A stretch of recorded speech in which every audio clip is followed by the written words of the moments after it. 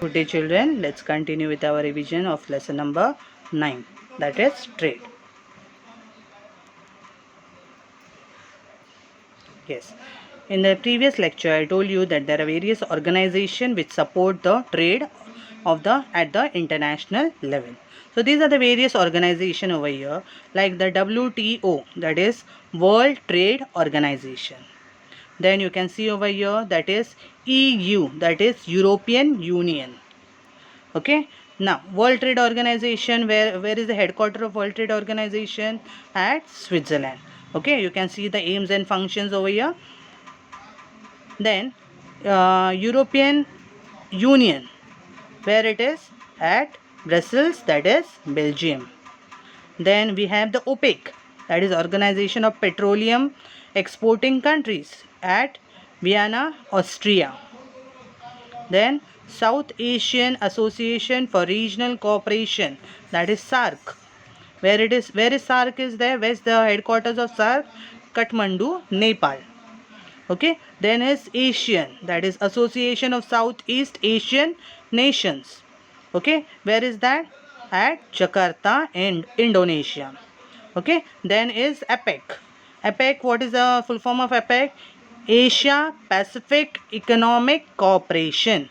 Where is the headquarter of it? At Singapore.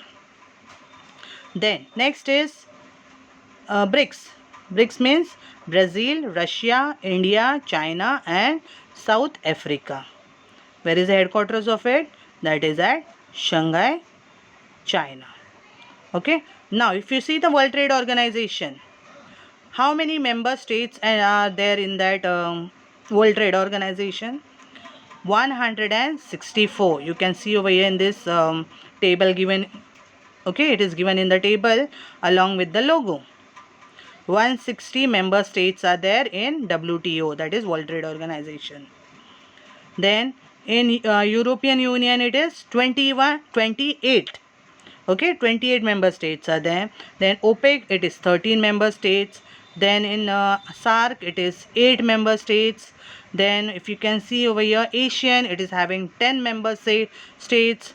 Then APEC is having 21 member states and BRICS is having only 5. That is according to the name, that is Brazil, Russia, India, China and South Africa. Now what are the aims and functions of this organization? Okay, we will just see it in short over here. To provide platform for negotiation in international trade. Then to handle the differences related to trade. If any differences are there between any of the countries, to handle them.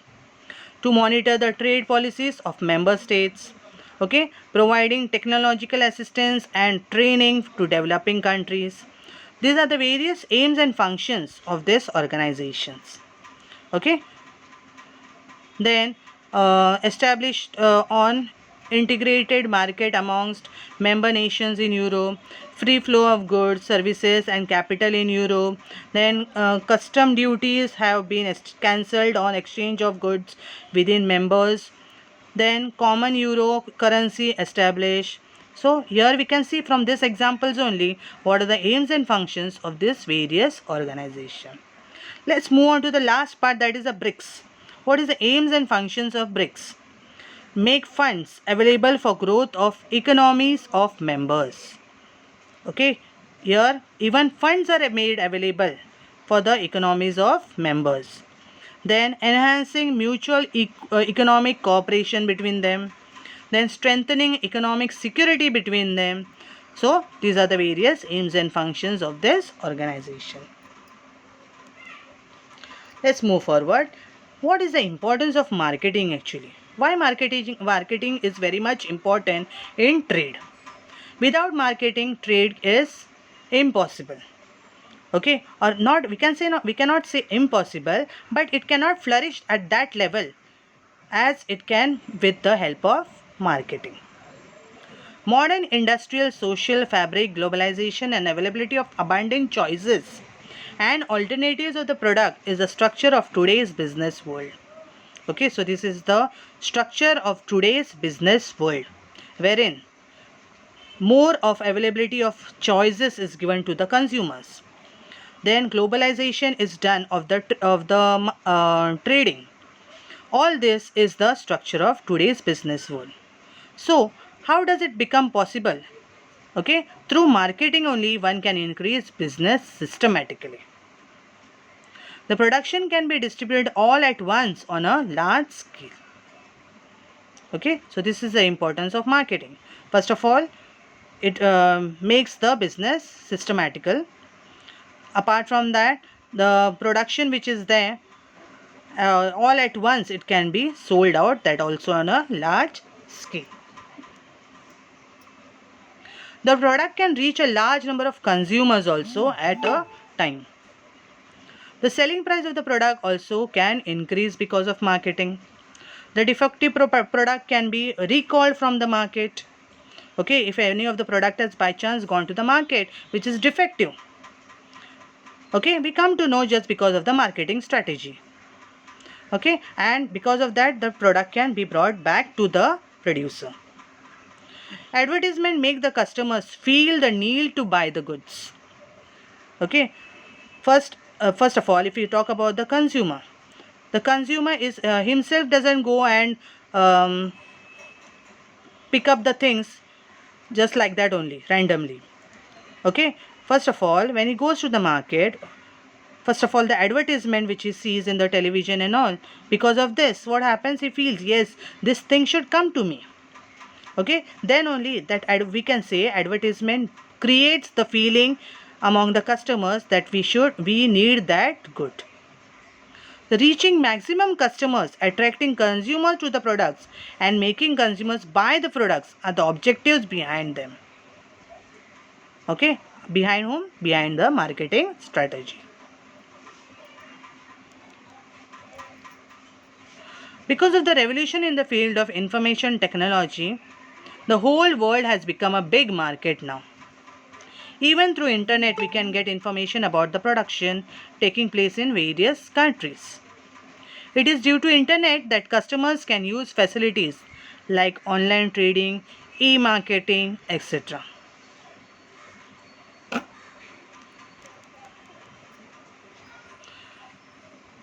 At times what happens, there are certain drawbacks also of these advertisements. If advertisement using incorrect information or fraud means of making exaggerated statement to cheat the customers, pointing out the shortcomings of the competitors, then what happens, advertisement tend to lose our trust many a times. Okay, at times there is a fraud done by the advertisement also. Okay, giving highly exaggerated statement about a product. Okay, then always taking out the shortcomings of the competitors. Okay, so just because of this what happens, they create a very bad impression in the minds of the customers. It is necessary to follow rules and regulations. The consumers should also be beware of such advertisements. So a Consumer Protection Act also has been enacted to protect the trade. Okay, to protect the consumer from the various trades. The consumer need to recognize his own needs and then only buy the goods, and that also at reasonable rates. Okay children, I hope till here you all have understood.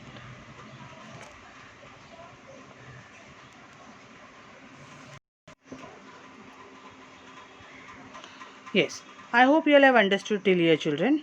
Now let's revise the graph which I had explained to you.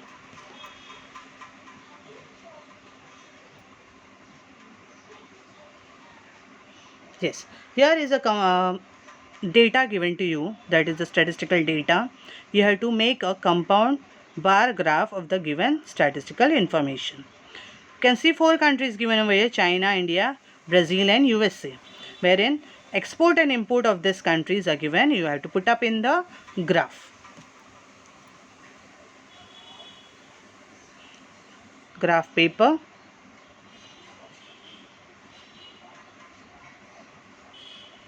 Okay, then I had explained to you how you have to make the x-axis and the y-axis.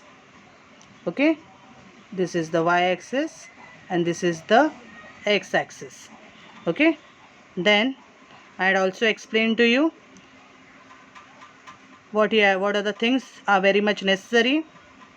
First of all, you have to write the topic, that is here it is there, balance of payments, that is 2014-15 in million US dollars. That is the first thing you have to do. Then you have to put the scale. Okay, scale what you are going to use. For example, one box, that is 1 centimeter, is equal to how many million dollars you are going to put. So here I have taken 500 million US dollars I have taken. So I have put that scale as 1 centimeter is equal to 500 million US dollars. Then below that I have also put the various way in which I am going to show the compound bar graph. Okay, export in what way I am going to show, and import what way I am going to show. This is the third point. Then I have made the, on the y-axis I have put the various numbers, that is 500, 1000, 1500, 2000 and 2500. Then on the x-axis I have put the country's name, that is China, India, Brazil and USA. You have to be very much careful, children, when you are putting these names of the countries. Okay, if from the starting you can see over here I have left only one box, and then two boxes I have taken for China. Then again I have left one box.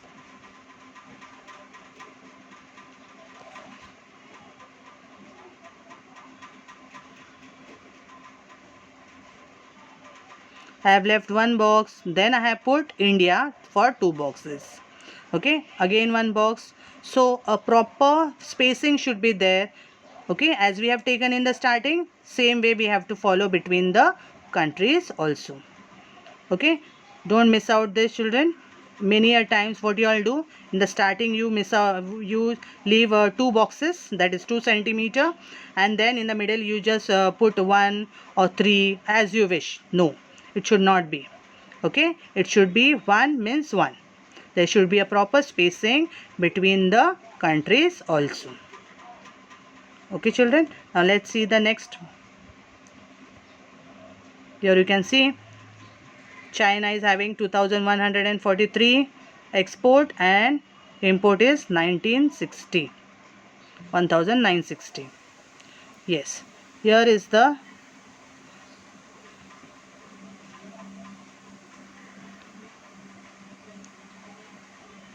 you can see over here I have made the graph already, wherein you can see I have made about China. Okay, it is showing 2143 and 1960. Then comes India, then Brazil, and then USA. Okay, then I have put according to this what is export, how export is shown, and how import is shown. Okay, so this is the way in which we can do the compound bar graph. Okay, from this graph what do you understand, children? The export and import of the various countries. Okay, children, then just tell me in this part which country is having a favorable balance of trade. You can see in these countries China, India, Brazil and USA, wherein first is China, export is 2143, import is 1960.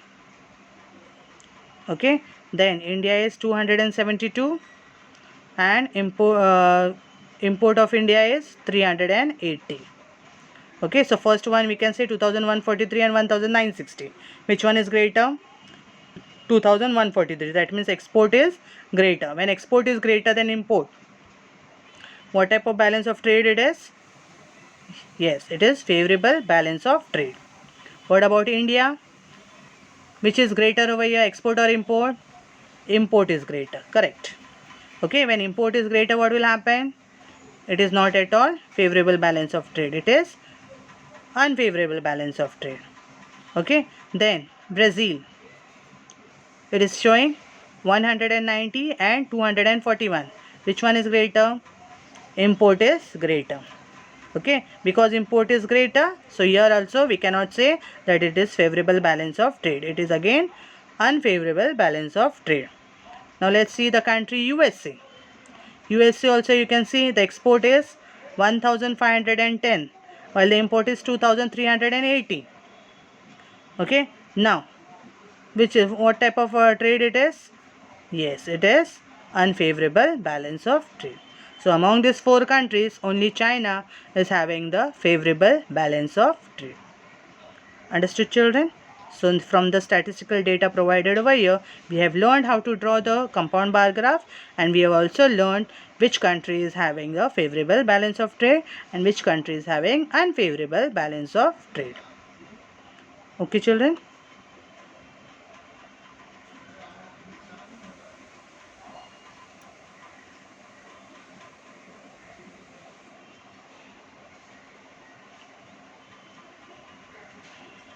You can see in this picture over here, balance of payments 2014-15 in million US dollars.